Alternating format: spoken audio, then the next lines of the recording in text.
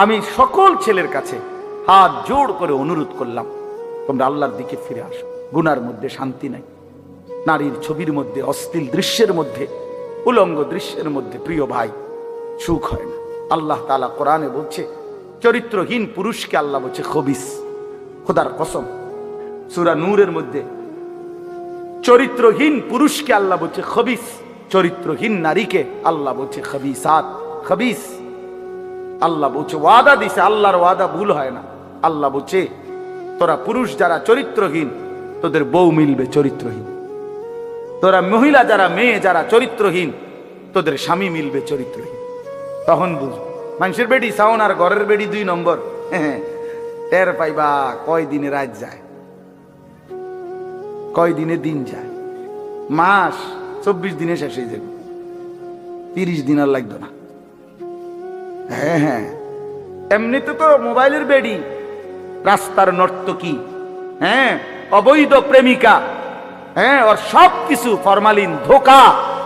কিন্তু স্ত্রী যদি কারো, বিবাহিত স্ত্রী যদি 2 নম্বর হয়, চরিত্রহীন হয়, পরকীয়ায় আসক্ত হয়, তখন বুঝবা বন্ধু, দুনিয়ার জীবনটা হয়ে যাবে জাহান্নামের টুকরা, জাহান্নামের টুকরা। আমি বললাম, নষ্ট হইও না, চরিত্র হেফাজত করো, একটু একটু সবর করো, একটু সবর করো। কুত্তার মতো নারী মেয়ের পিছনে দৌড়াইও না, ছবির পিছনে দৌড়াইও না, একটু সবর করো।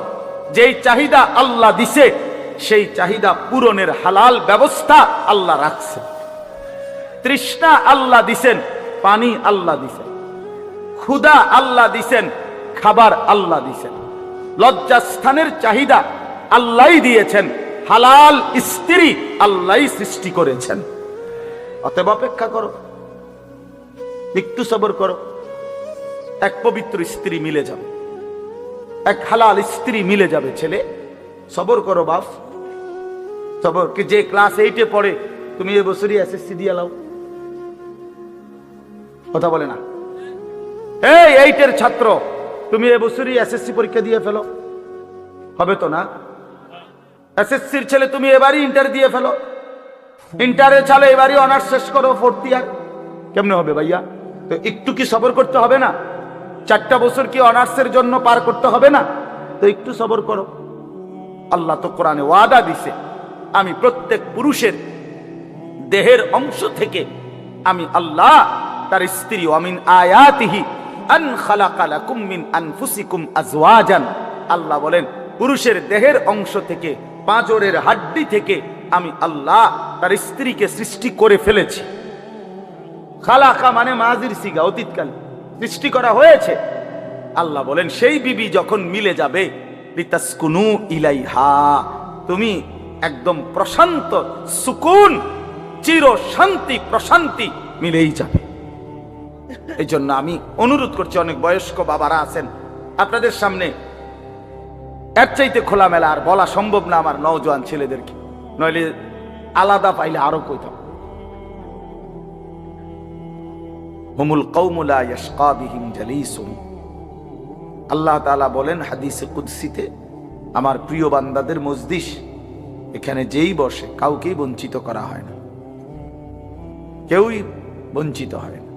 এই জন্য আমরা প্রিয় ভাই সবাইকে বললাম, অল্প একটু কথা, লম্বা সময় বয়ান করার সুযোগ নেই, ফলে এই অল্প একটু কথা আমরা মনোযোগ দিয়ে শুনি। মোবাইলটার এই ব্যস্ততাটা কমায় ফেলা দরকার। জিন্দিগিটা আসলে, তোমরা কিশোর, তরুণ, নওজোয়ান, তোমাদের জিন্দিগি এই মোবাইল একবারে বাইধা ফেলছে। 24 ঘন্টা উঠতে, বসতে, হাঁটতে, চলতে, চিন্তা, চেতনা, বুদ্ধি, বিবেচনা, ফিকির, সব কিছু তোমরা এই মোবাইলের মাধ্যমে নিজেকে বাইন্ধা নিলা। নিজের মা, নিজের বাবা, নিজের বংশ, আল্লাহ, রসুল, কোরআন, ইসলাম, দিন, ধর্ম, সব কিছুর থেকে তোমরা অধিকাংশ ছেলেই মুক্ত হয়ে গেছো। নিজেকে সম্পূর্ণ স্বাধীন, আজাদি বানায় ফেলছো। নিজেরে কয়েকজন বন্ধু, মোবাইল, এর মধ্যে বাইধা ফেলছো। এর পরিণতি শেষ পর্যন্ত প্রিয় ভাই ভালো হবে না। একদিন দিন শেষে, রাত শেষে, বেলা শেষে, হায়াতের একটা পর্যায়ে এসা পিছন দিকে তাকাইলে আফসুস ছাড়া আর কিছুই মিলবে না। এবং এই আফসুস কবরেও হবে, আখিরাতেও।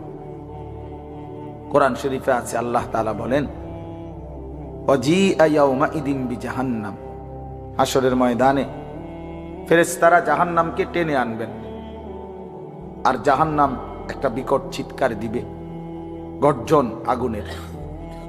তো আল্লাহ বলেন, ইয়াউমাইদিন ইয়াতাযাক্কারুল ইনসান, সমস্ত নাফরমান পাপী তখন তার পিছনের জিন্দেগি পুরাটা মনে পড়বে, পাপের খবরগুলো, কথাগুলো মনে পড়বে।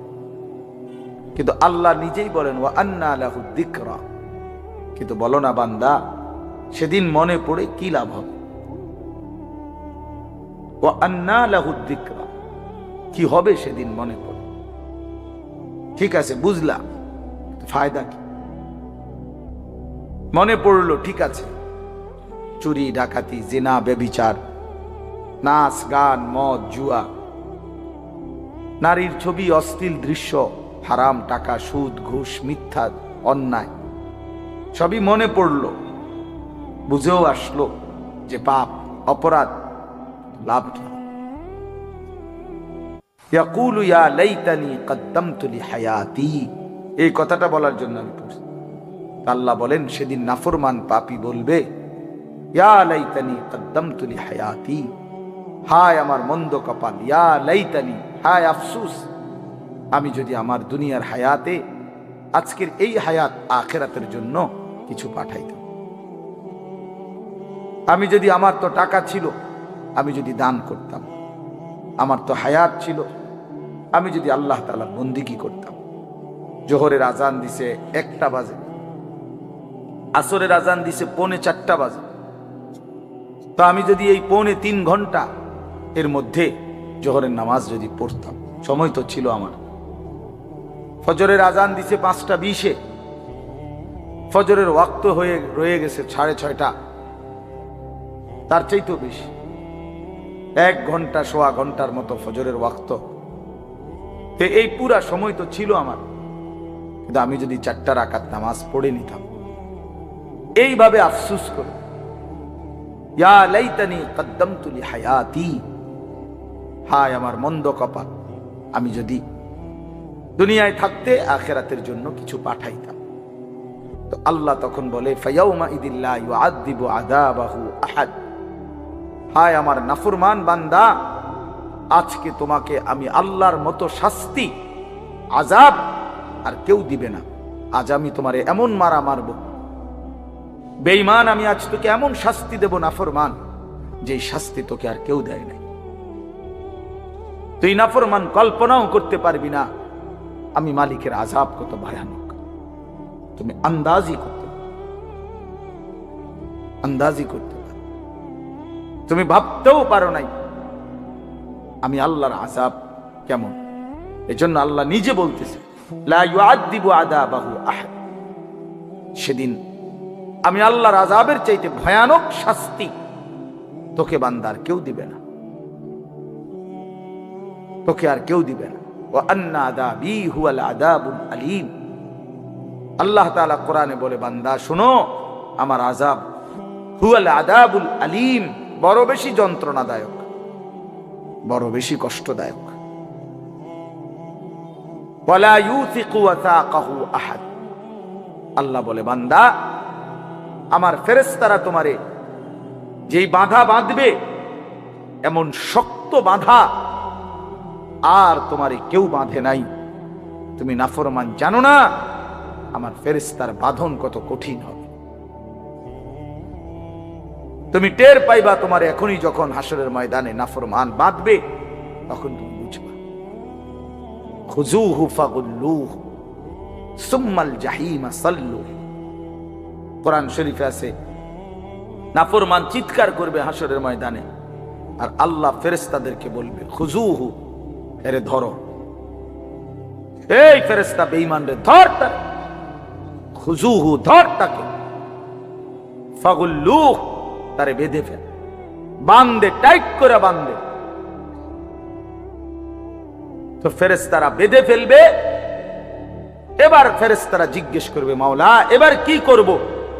আল্লাহ নিজে বলবেন, সুম্মাল জাহিমা সাল্লু, একটা লাথি মেরা জাহান্নামে ছুঁড়ে মার, মার লাথি।